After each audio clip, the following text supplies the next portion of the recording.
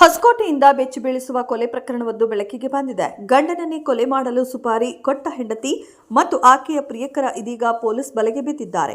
ಅನೈತಿಕ ಸಂಬಂಧಕ್ಕೆ ಗಂಡ ಅಡ್ಡಿಯಾಗಿದ್ದ ಹಿನ್ನೆಲೆ ಹೆಂಡತಿಯೇ ಪತಿಯ ಹತ್ಯೆಗೆ ಸಂಚು ರೂಪಿಸಿದ್ದಾಳೆ ಎಂಬ ಗಂಭೀರ ಆರೋಪ ಕೇಳಿಬಂದಿದೆ.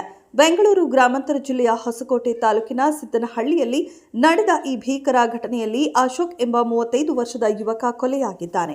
ಜನವರಿ 24ರಂದು ರಸ್ತೆ ಬದಿಯಲ್ಲಿ ಅಪಘಾತದ ರೀತಿಯಲ್ಲಿ ಶವ ಪತ್ತೆಯಾಗಿತ್ತು. ಆದರೆ ತನಿಖೆ ವೇಳೆ ಅದು ಅಪಘಾತವಲ್ಲ, ಪೂರ್ವ ನಿಯೋಜಿತ ಕೊಲೆ ಎಂಬ ಸತ್ಯ ಬಯಲಾಗಿದೆ.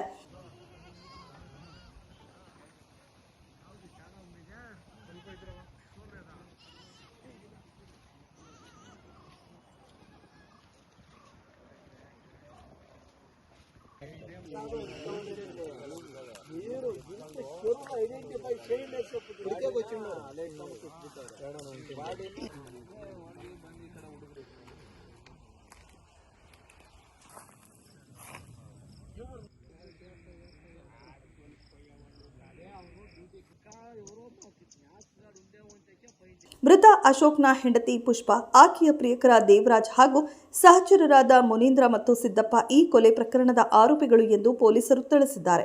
ಪುಷ್ಪ ಮತ್ತು ದೇವರಾಜ್ ನಡುವೆ ಅಕ್ರಮ ಸಂಬಂಧ ಇದ್ದು ಅದಕ್ಕೆ ಅಶೋಕ್ ವಿರೋಧ ವ್ಯಕ್ತಪಡಿಸುತ್ತಿದ್ದ ಕಾರಣ ಈ ಕೃತ್ಯಕ್ಕೆ ಮುಂದಾಗಿದ್ದಾರೆ ಎನ್ನಲಾಗಿದೆ.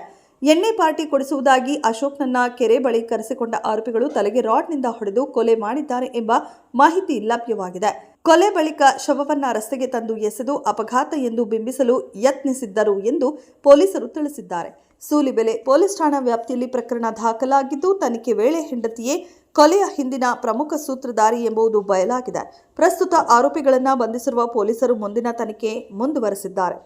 ಹೈದರ್ ಸಾಬ್, ಈ ನ್ಯೂಸ್ ಟಿವಿ, ದೇವನಹಳ್ಳಿ.